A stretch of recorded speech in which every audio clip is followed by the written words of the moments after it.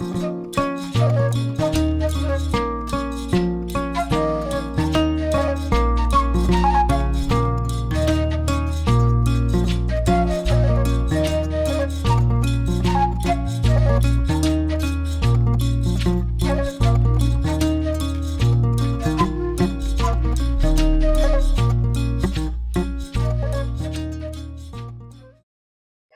everyone. Welcome to America Meditating and the Next Normal. I'm your host, Sister Jenna. Nowadays, we're looking to find resilience, inner strength, capabilities, potential to build more of whatever this is. You know, when we were so much younger, we thought that the white picket fence, having a certain amount of figures and zeros at the end of our numbers, defined who we were, perhaps who we were married to, perhaps the way we looked. And all of that, I think, is still important, but it's not the base of our existence. It's not the base of our strength and our power. And I'm not sure about you, but I know that for me, I'm paying a lot of attention to what I'm thinking and feeling. I've always done that, but now they're becoming even more astute for me, that as if they're signaling me a deeper part of who I know I'm supposed to be. Now, understanding yourself, investigating yourself, and recognizing your potential and your capacity is not just a sitting down affair. You will see it when you're grappling with an important decision like higher education, getting married, maybe getting a divorce, having a child, going for a checkup because you suspect something's wrong.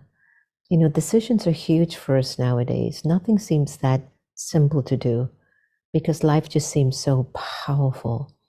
And I think our conversations that we have every day here on air, when we meet together, we're trying to find that part in us that's true, real, authentic, the kind that we can invest in that takes us on for many, many generations to come. And for me, because I believe I might do this all over again, but in a more refined way, maybe I will carry the legacy of my wisdom with me. I'm looking forward to doing that. There must be a reason why I'm born with the tendencies that I have in this lifetime. Sometimes I question, where did it come from? How did I become this person? My next door neighbor isn't like me. There's got to be some mystery and secret to it. It's time for us to really dig deep. So when you tune in to America Meditating and Next Normal, these are some of the answers you're going to have to discover for yourself through the wonderful guests that we have on there. Today, our special guest is Dr. Lucy Hone. She's a thought leader in the field of resilience psychology. Tragic circumstances, though, forced her to focus more closely on grief when her 12-year-old daughter was killed in a horrific motor accident. Dr. Hone is an adjunct senior professor at the University of Canterbury and internationally sought-after professional speaker, best-selling author, and award-winning pracademic, and she has a gift for turning complex science into usable tools.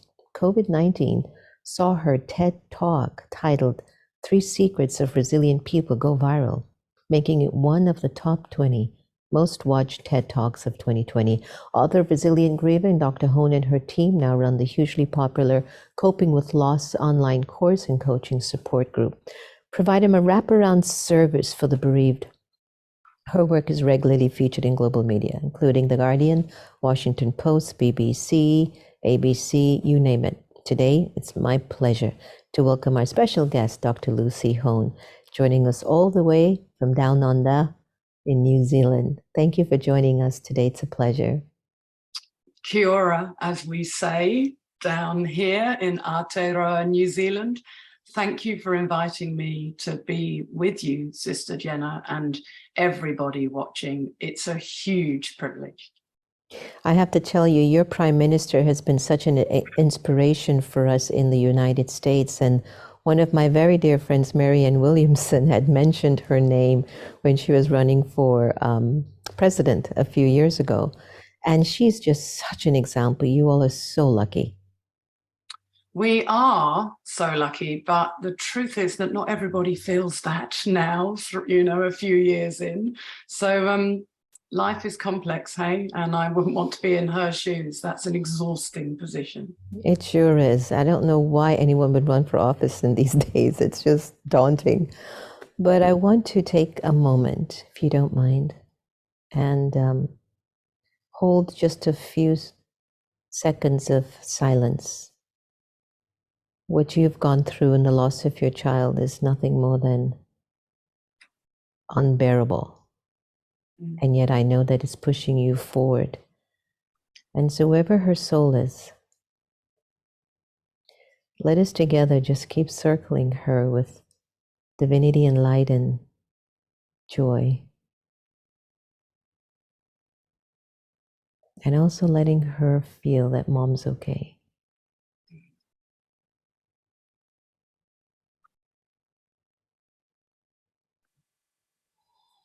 It's an extreme grief. Don't think you could ever find the words for it. And if it's possible, if you could share maybe the process in you just trying to be okay with it. Was there some steps that you took that helped you to just be okay with it to some extent? Yes, well, certainly. Thank you for taking the time to honor her.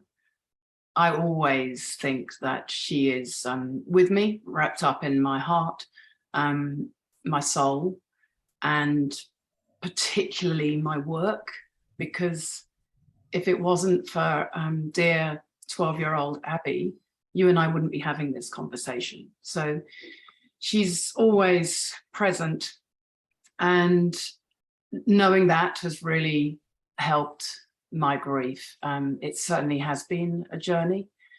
And for anybody who's watching today going through a similar journey, the most important thing I want to say to people is to have hope and belief that you can get through this. And, you know, we are a living embodiment that it is possible to live and grieve at the same time, you know, and it doesn't mean that it's pretty, fun, easy, but it is possible to live that sort of dichotomy, that messy dichotomy. And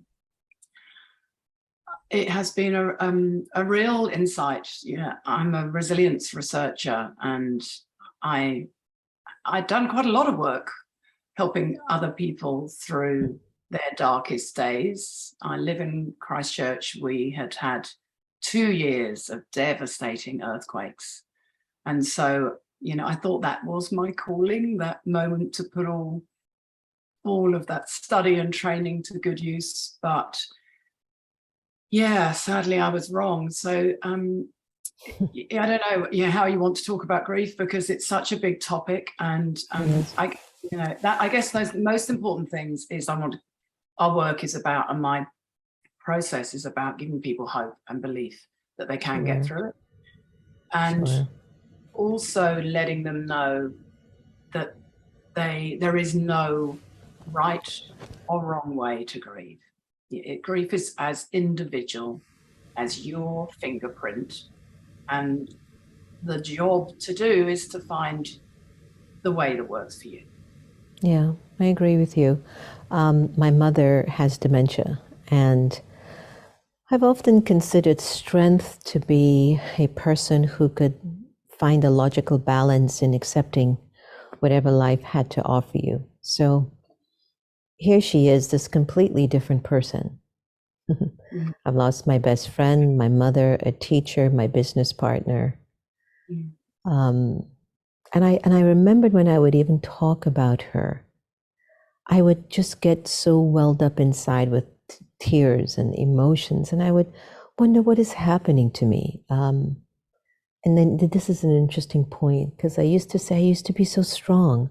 Why am I feeling these emotions? And then I realized actually even going through the motion was a sign of my strength. Yeah, absolutely. You know, and it's just so interesting how we're having to kind of look at ourselves and define these things as they're not weaknesses, they're strengths too. Yeah, honestly, it never ceases to amaze me that people think of emotions as weakness.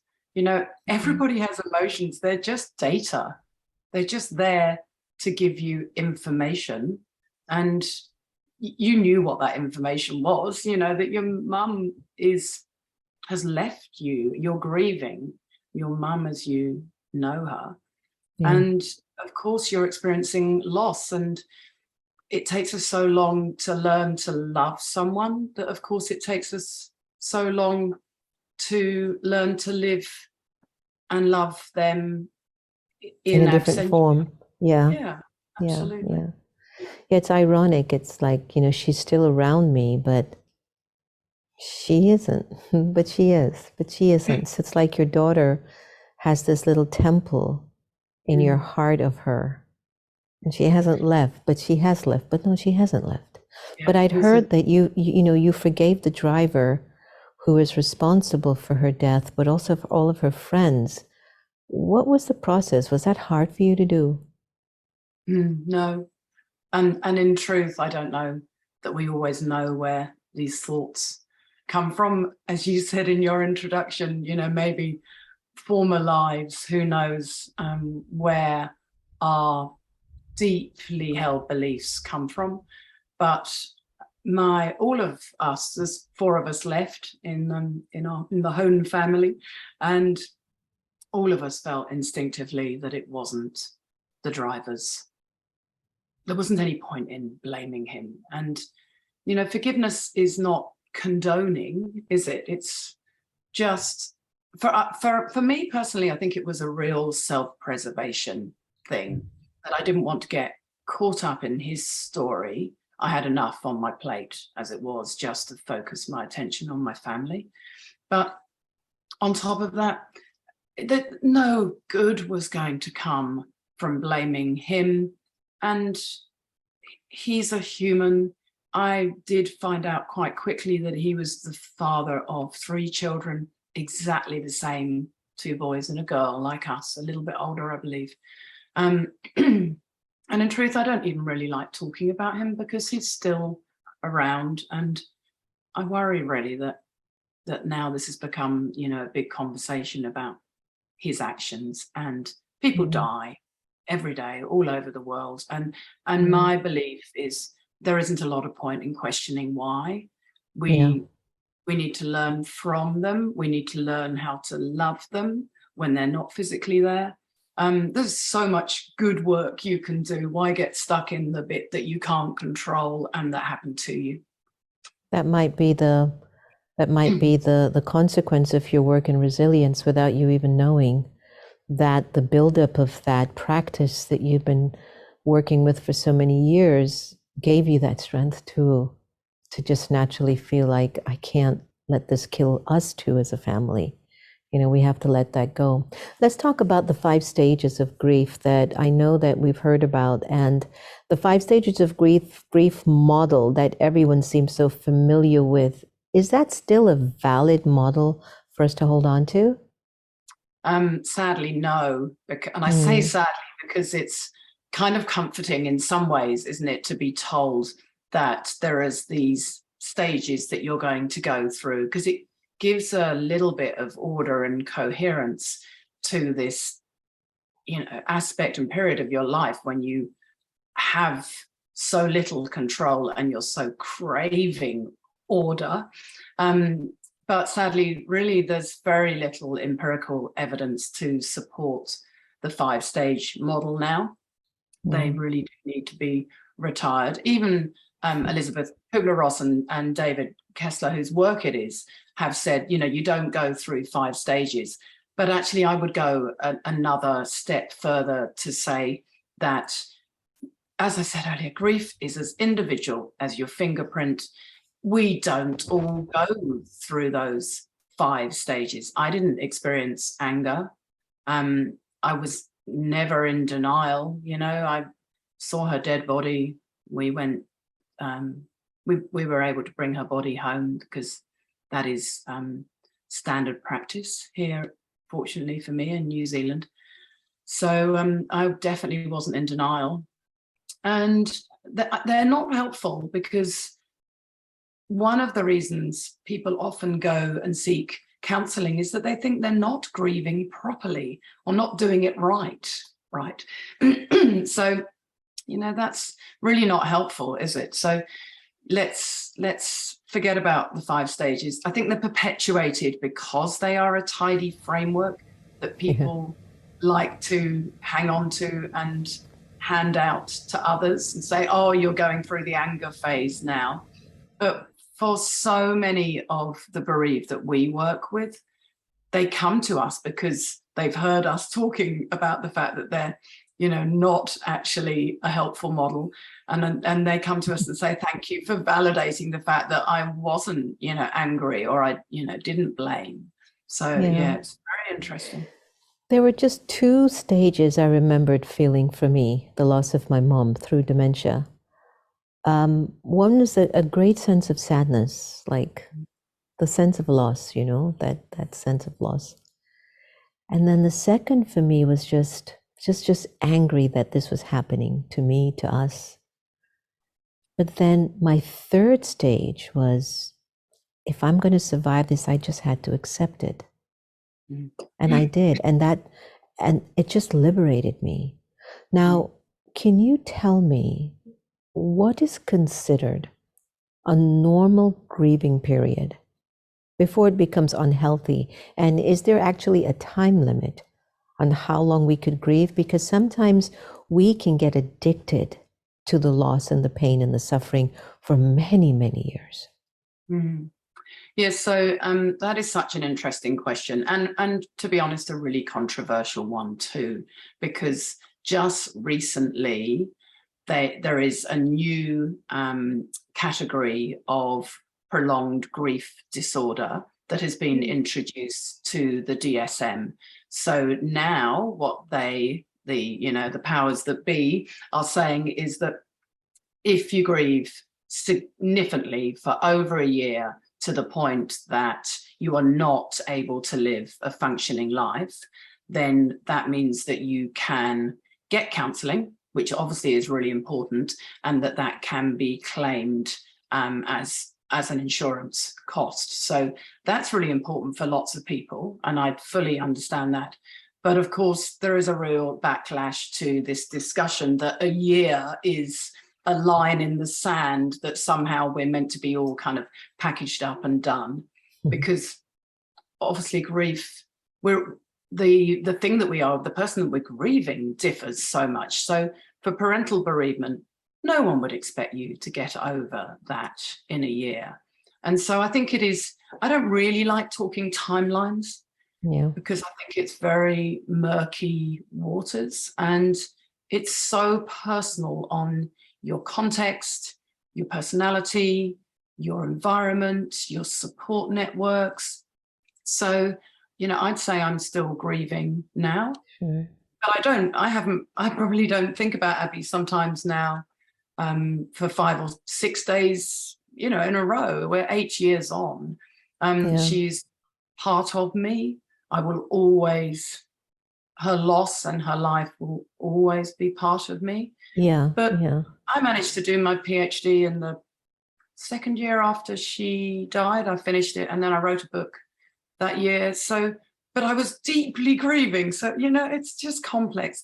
All I would say is that to anybody watching, if you're really suffering and struggling and you can't maintain functioning, you're not eating, you're not sleeping, your grief is really interfering with your day-to-day life and relationships and physical health, then please do go and seek some help. Go and talk to your general practitioner, and don't be scared of medication or counselling. They're all part of what we can do to learn to live with our grief. Well said. I lost my brother in February of this year, and it was just a freak accident. He just fell off the bed, hit his head, and that was it. And very young, in his 40s. And yet I remembered his wife, she went through the whole process within, 2 days, Indian culture, 3 days, you cremate the body and all of that. And I remembered how strong she was. And some of my other sisters would say, but you're grieving. You have to go through this grieving process. You haven't healed. You haven't. And there are times in which the only thing I could say for her, Dr. Hone, was whatever you need. What can I tell her? It's okay. It's going to be fine. Or, it was that none of that seemed to have mattered. And I was thinking about some of my elders that have left me in the last 2 or 3 years during COVID. So many friends, because we've known so many people. And I don't know if it feels the same for you with Abby, but I know I don't get to physically see them anymore, but it's like I can see them. Mm. Do you know what I mean? It's like they're still they're still there. And even though I don't talk about them every day or mention their names, it's almost as if I just know they're there. Do you get the same feeling? Yeah. So there is a beautiful theory called continuing bonds theory within bereavement theory. And, that is that we used to tell people, 30 years ago, that kind of Freudian, you have to sever all connection with your dead and to move on and get over them. And thankfully, we don't think like that any longer. Instead, grief is very much working out how you can integrate this person into your ongoing life, even though they're not physically here anymore. And so, like you, I've had my fair share of grief. I lost my mother when I was 30-ish, and I've lost my brother, died during COVID, and he had really early onset dementia. He was only in his 40s when he got it, and Wow. 50 when he died. So, 4 young children. It was just terrible. And on the other side of the world, so I wasn't able to get to him. And so, it is, but all those people, my mother, my brother, and Abby, are so present in who I am and how I think and how I live. And so in some of the work that I love doing most, Sister Jenna, is working with the bereaved to establish and work out what is the legacy that this person gave you. What did they teach you? How will you live differently because they have been a part of your life? And in doing that, you are kind of co-creating with them their legacy on this planet. And then what I love about that as a mother, because I am privileged to be a mother still to 2 beautiful boys, and I have nephews and nieces, is I love the fact that we can, you and I and everybody listening, we can create our own legacies even now while we're alive. There are the way you bake that cake, the way you share books or podcasts or something, music with your family. These are all things that you're cementing into your connection that they will be able to maintain after you've gone. So I love that kind of continued thread that I love that. is through our lives. I love that. And maybe that's why we always keep pictures around our homes of our loved ones, because it's not like people leave us. There is a continuation. It's funny, as I'm talking with you, I'm almost feeling like we tend to look at grief sometimes as a completely sad affair. And for some reason, just as we are talking, I'm just feeling like there's really no need to be sad when we're grieving too. That a part of the grieving process is to say, I have permission to still accept what I can't change, and I have the permission to deal with this to my best ability. And if I actually am happy, not because I hated the person or anything was wrong, I'm just happy because that's what they would want me to be. Have you ever felt that? Well, so in lots of our work, we do lots of busting myths. And one of them is that people are really nervous about feeling positive emotions and having positive experiences during, before, and during grief. And that's such a shame, because I think this was one of the aspects of research that I was so lucky to know inside out when Abby died, that I understood that positive emotions And positive experiences often occur even when we are in depths of grief, and not to feel ashamed or shun them or quash them, but actually to say, when you are out there living through the toughest moments of life, we have amazing things happen. We see beauty and generosity, kindness, humor, like you'd never imagine. And I think that is I wrote a book after Abby died called Resilient Grieving, about bringing resilience psychology to the bereavement context, about bridging those two fields that it appeared to me had never spoken to each other before. And the thing that I hear most about that book and all of our work is people say to us, they were kind of dreading reading it. I get, correspondence, people saying, I was dreading reading your book because I thought it would be harrowing. But in reality, it fills me with beauty and hope. And I'm glad to hear that you too experience that when we talk about grief, because I'm not diminishing that it's bloody awful. But I am saying that with all that sadness and awfulness and keening and pain, beauty and brilliance come too. And I think people have lost sight of that, and the conversation has, so stuck in the dread that I'm going to say it one more time. I'm not saying that grief's a great thing, but actually there are glimmers of beauty, and it's okay to latch on to them. Yes, there's something about your spirit that even though you can speak about this, if we dig deeper into you, there's an empathy, there's a love, there's a compassion, there's an understanding about the way you're embracing this. And maybe the way the script has been written for you, with Abby being a very big part of it, is just opening that to show us more. Dealing with grief, on its own can already be an isolating experience, and it can lead to a lot of anxiety. Yeah. How can we keep cycles of grief, isolation, and anxiety from snowballing? I mean, should we stop it?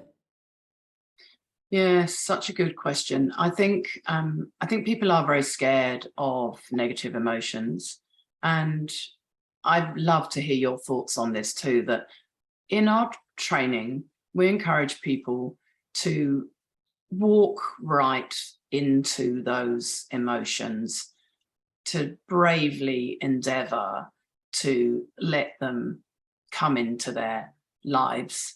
Because my experience, and so many of those who I've worked with, is that actually these negative emotions that we're so scared of are pretty fleeting. They don't hang around. You look into the precipice, don't you, with your grief sometime. It feels like you're looking over the edge of the abyss, and that you're going to fall in there and never come out. But I can remember so many times of just sobbing, and then, a minute later thinking, I'm kind of all right now. I could get up and make a cup of tea or phone a friend. So I think that living, certainly once you've lost somebody or a few people, as you and I have discussed, it does give you that increased sense of vulnerability that is hard to live with. And I've certainly had to work out ways to be able to just go about my everyday life and not cocoon our boys, but, to set them free. And I've had to work out ways to think, okay, I'll let them go, and I'll trust that they're okay unless there's a policeman knocking on the door. That's been a tough journey, that one. Yeah, that was rough.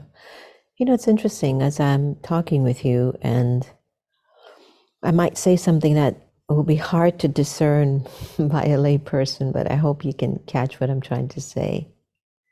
sometimes whatever the loss is or the challenge or the obstacle that we find ourselves in, it could be my mother, it could be my daughter, it could be my husband, it could be a best friend, it could be a brother. Sometimes them leaving us or transitioning into another role actually becomes a window to see the amount of sorrow I've been walking with. That sometimes them leaving me in whatever way becomes a mirror for me to see the depth of the sorrow that I'm carrying as a soul. And what I can say is that one thing that has helped me is to have a very private, intimate connection with Source, where I feel that my connection to the divine protects me from whatever will be the unfolding of my drama. Like there are just certain things I just won't be able to change or to control. And I just feel like I want my spirit to be okay in the midst of it all. And I think for me, what has been a big protection has been, it's very quiet. I have a very quiet, deep, intimate connection with Source. Only if you ask me about it, I'll tell you. But that's between me and the divine, right? And when my life seems to go in a way that I wish it wouldn't, there is a sadness, but for some reason I'm held by my relationship with Source, as if it's saying, I've got you, don't worry. Like I can cope with it. And I think that's where my role of mindfulness and meditation has helped me to cope with whatever unfolds in ways that I would wish that it wouldn't unfold in my worst enemy. So what are your thoughts about the role of mindfulness or meditation, in which it plays a very big role in coping with our losses? And this is a great conversation for me to be having with you, because I'm picking that you probably do quite a lot more meditation than I do. I am not a formal meditator, but I definitely work hard to practice informal mindfulness. And so when I'm out walking, I make a real effort. Nowadays, work is my biggest challenge. You know, work is in my head all the time. It used to be Abby and grief, but now it's just always that omnipresent battle to keep burnout at bay and not to let work overwhelm me.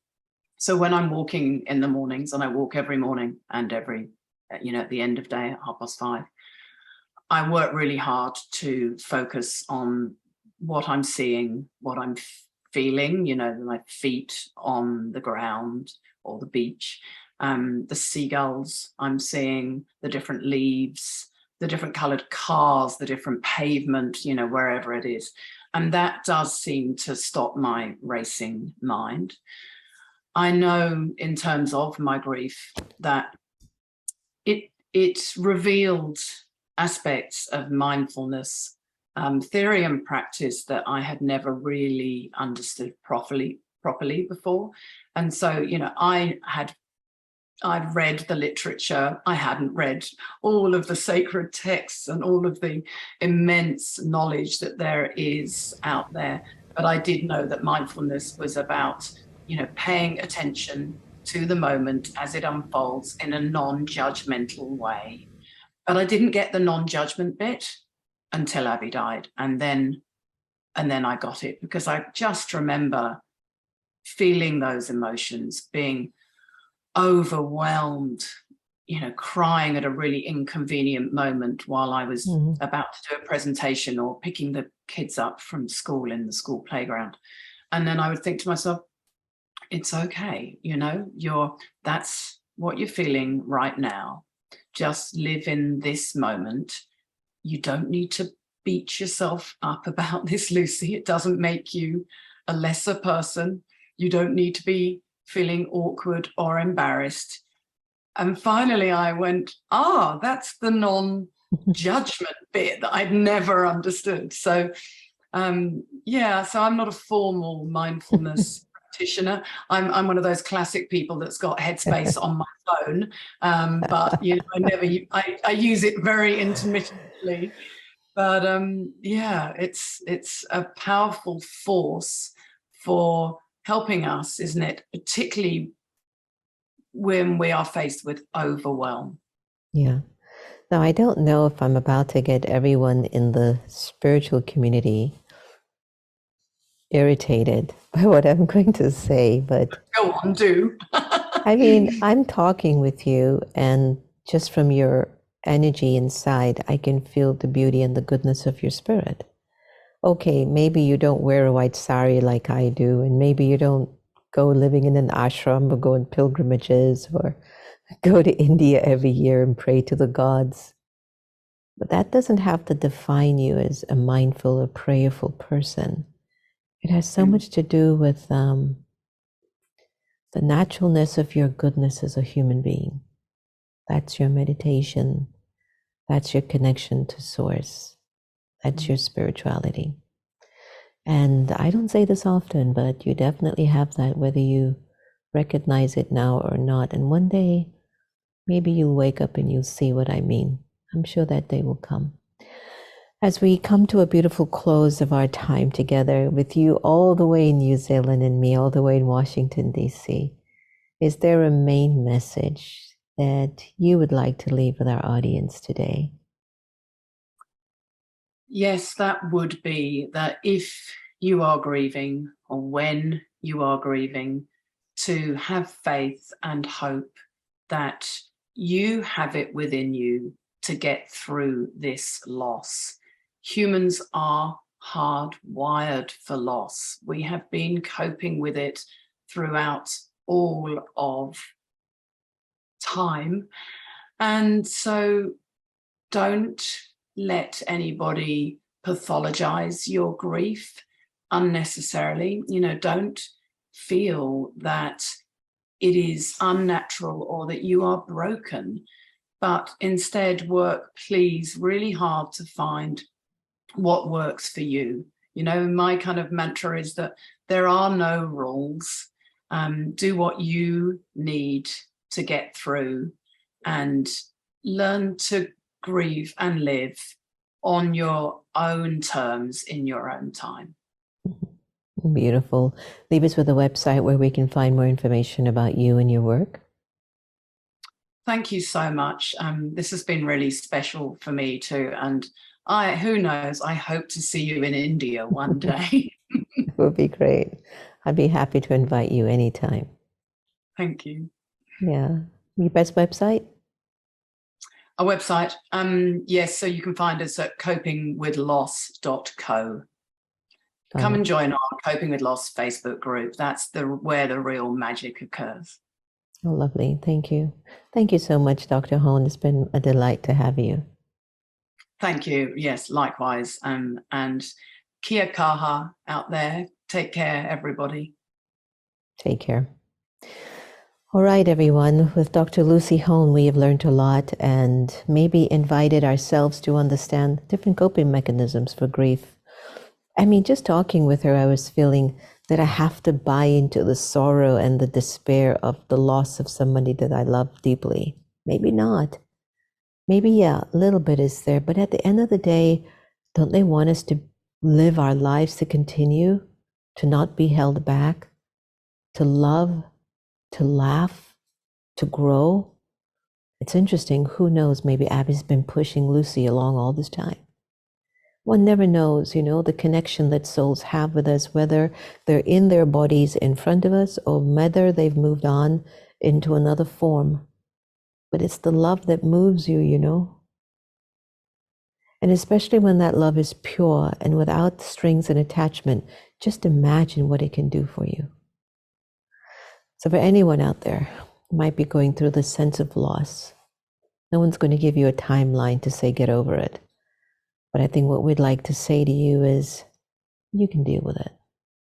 Whatever it is that you're going to have to go through, let it be your own. But every so often, smile a little bit and let them know that you're going to be okay. I think it'll be one of the greatest expressions of your love for them. Thank you so much for joining us today on The Next Normal in collaboration with America Meditating. Remember, no one can take away your happiness unless you give them permission. And I suspect that we're here to cultivate the ability to love each other the same. Please remember to check out my website at americameditating.org and visit Viome, my new health initiative that I've been really enjoying seeing that we're going to end illness, especially chronic illness. Go to my website and look at what it's offering you and see if maybe you'd like to try it for a little bit. See if it makes you into a better person. Don't forget to use my promo code AM Radio. Thank you for joining us. Take good care of yourself and your loved ones. You never know. And maybe one day you'll wake up and they're just not there. Let them know how much you care. All the very best. Be well.